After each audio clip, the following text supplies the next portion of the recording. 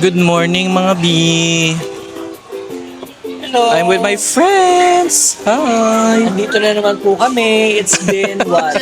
March, April, Siya na naman yung mag-host. June, July, no? It's been 5 What? months since 5 we last months. saw me in JM's vlog. And here we are again, Nadine and I. Kami na kagad sinabi. Andito kami sa NAIA Terminal 3 at pupunta kami ng Boracay. So habang naghihintay ng flight, kain muna tayo as usual dahil umagang-umaga. It's 9:12 a.m. Ang flight namin is around 10 a.m. So medyo may time pa bago mag-boarding. Medyo puhet pa tayo galing sa work. Kain muna tayo. Ako lang itong bagong lounge area ng domestic departure gates dito sa NAIA Terminal 3. Open na din siya. So madami mga kainan. And maganda, mukhang ano. Enough naman yung mga tables and chairs. Ito yung mga restaurants na kasama.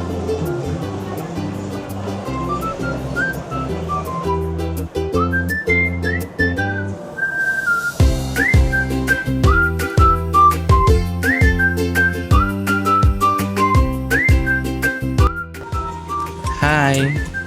Hi! Ohay gozaimasu. Konnichiwa. Kapunta. Sawadee ka! Siyasya.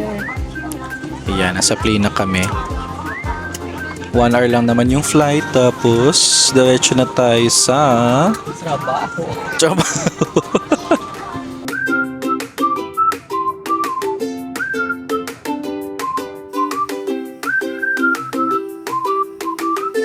Nandito na kami.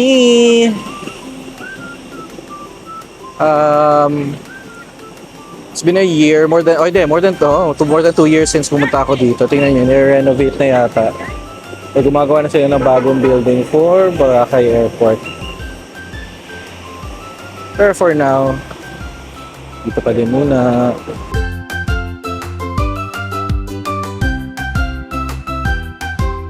Nadine, ano yan? Are you a Prime Beach?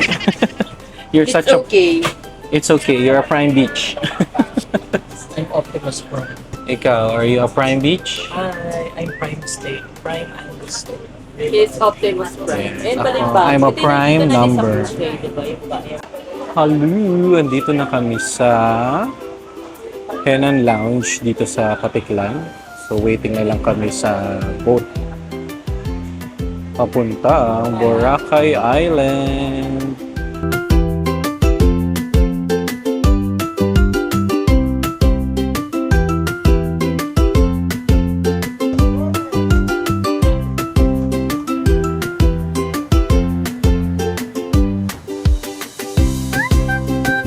Ayan, naka-check-in na kami sa room. Isang double, ano ba to? Queen size or double bed? Tapos isang single. And syempre, we have the view of the whole resort. Yay! Okay, ito naman ang toilet and bath. Oh, may bathtub. And may shower overhead. Meron na ding shampoo and conditioner. And ang toilet, of course.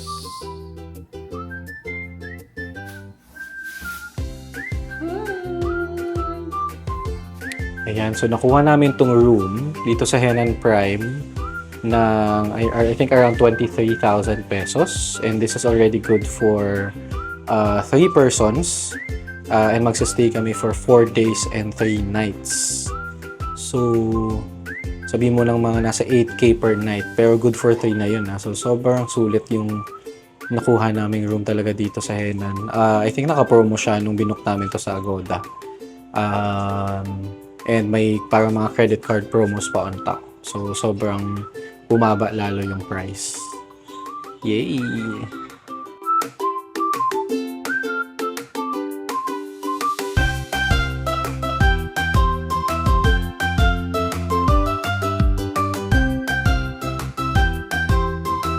Hi, hello.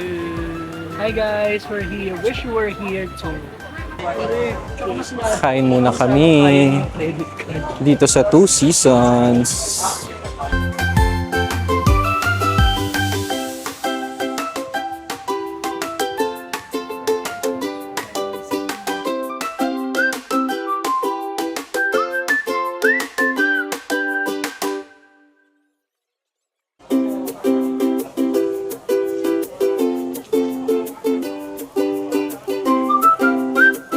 Explore natin yung mga restaurants dito sa D-Mall. Ano yung mga bago, ano yung mga nagstay, ano yung matagal na pero buhay pa din hanggang ngayon. Nalim sila din. Shakey's.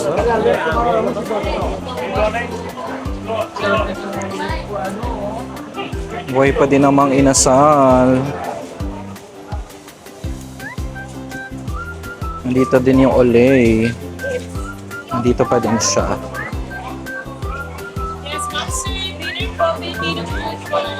At ang number one na kainan ng mga first time daw sa Boracay or sa mga nagtitipid, Antox.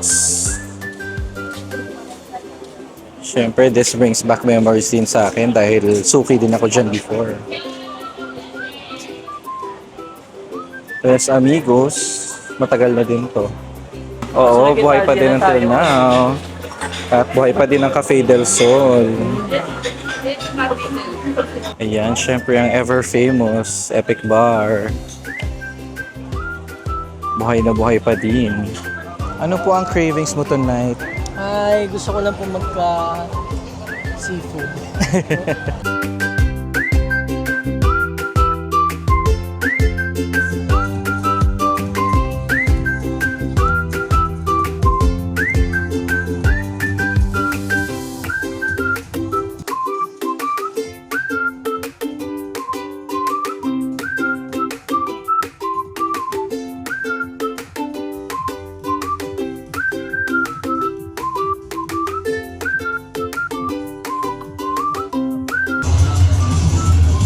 Wow! Yay! Oh my God!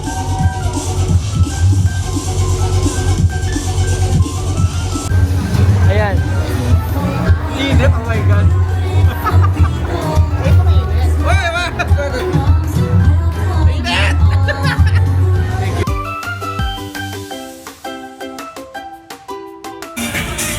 Ang ganda na ng Ombar ngayon, oh. Wow. Nag-improve na siya since the last time na pumunta ako dito. Ito pa, isa pang old school na bar, ang Wave. Buhay na buhay pa din. Dessert time! Dito tayo sa Ice Flakes. Yan tayo ng mango shaved ice tsaka watermelon shaved ice. So how was it? Refreshing.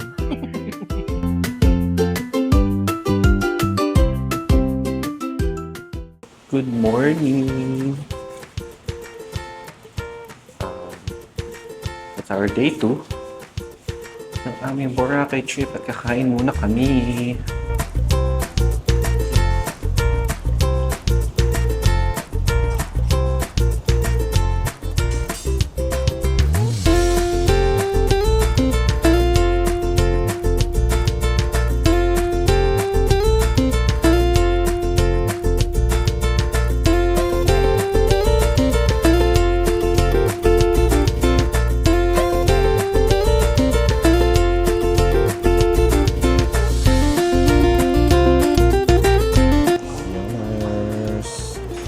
Breakfast with a view.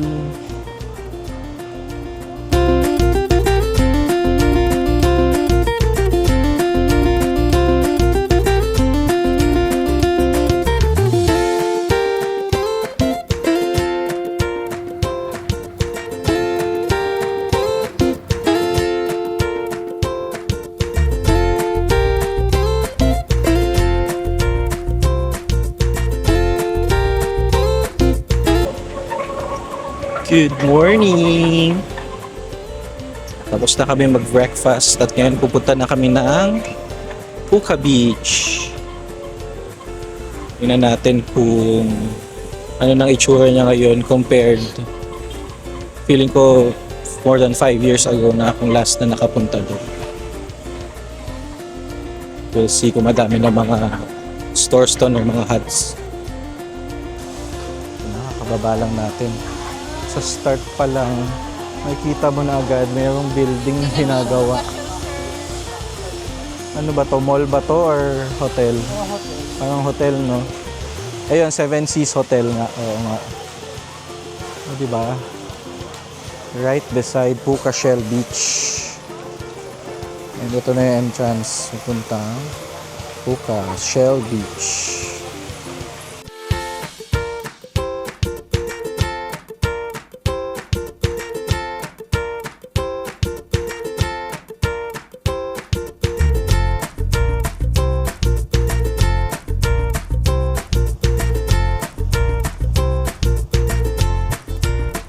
Andito kami sa Puka Beach.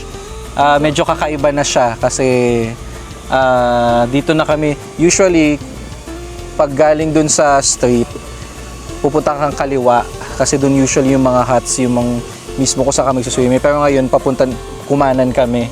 Kasi mukhang, hindi ko alam kung kaka-open lang nitong area na to eh. Pero ayan, oo, doon yun usually eh. Pero doon na daw kasi yung daungan ng mga bangka ng mga nag-island hopping, ganyan. So parang dito kami pinatambay dahil dito na yung swimming area.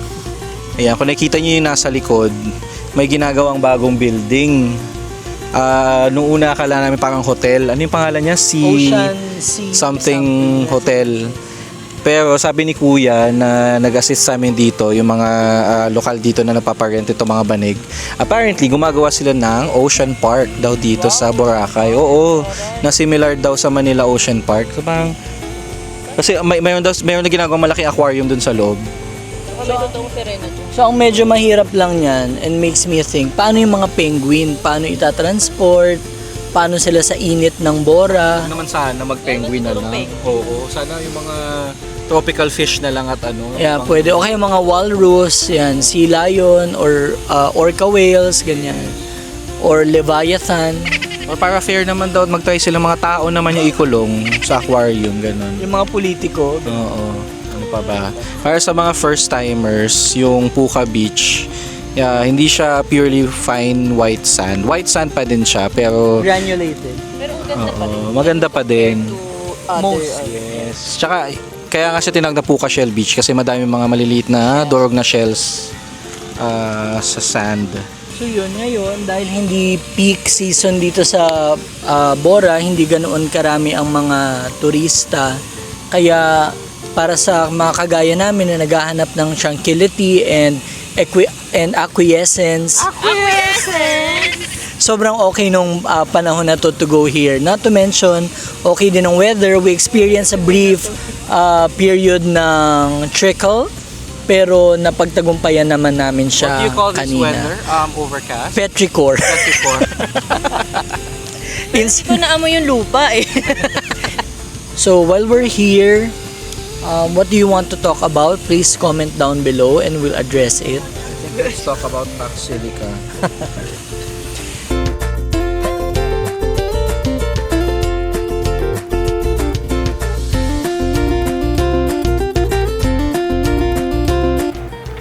Hi! Yan. Tapos na kami mag-Puka Beach. Ano Hi. next stop natin? Sa Liuliwa. Diniwid. Liuliwa, mali. Alam ko na kung bakit. Punta kaming Diniwid Beach.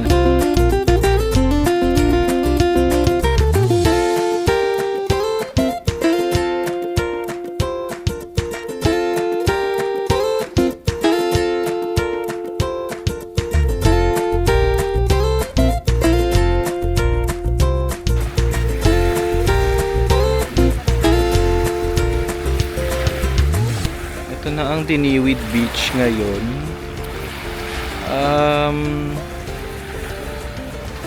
I would say parang hindi na siya ganun kaganda like before, honestly. Parang siya napabayaan. Even itong spot na to, merong ano dyan, resort. Alam ko na nasunog. I forgot the name. Pero like, pwede mong puntahan yan dyan. Pero ngayon, as in plain beach na lang siya. Tingnan natin yung other side, kung anong itsura niya. Pero mukhang napabayaan na talaga. Ayun, so imbis na magstay muna kami dito, We are alis na rin kami agad kasi sa pool. hindi siya masyadong fun pagstayan. Doon na lang kayo, babalik na lang kami sa tapat ng hotel sa Henan Prime. Doon na muna kami maliligo and then magpupool na din.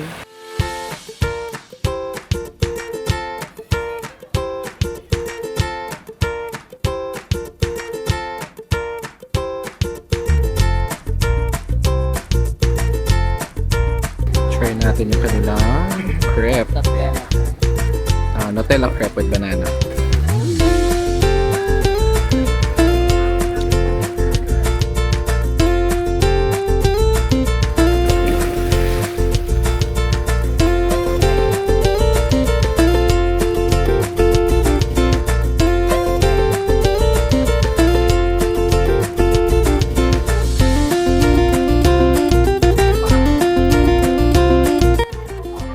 Nabutan kami ng malakas na ulan.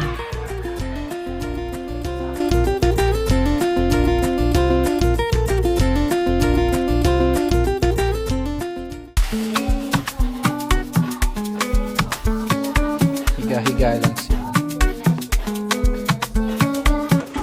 It's dinner time. Dito kami sa ano to? Spice Bird. So, mga peri-peri chicken naman nakainin natin. Muulan pa din. So, hindi kami makagala.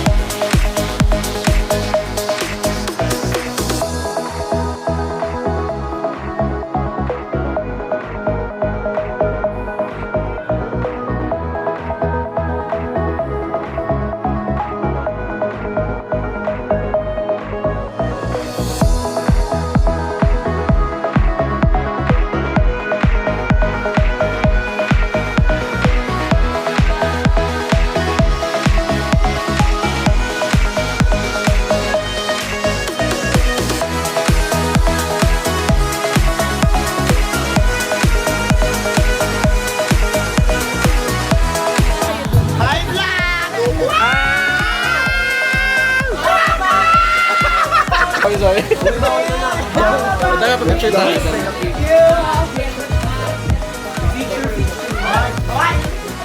Okay, one, two, three. Okay, one more. One, two, three. Hi, vlog! What?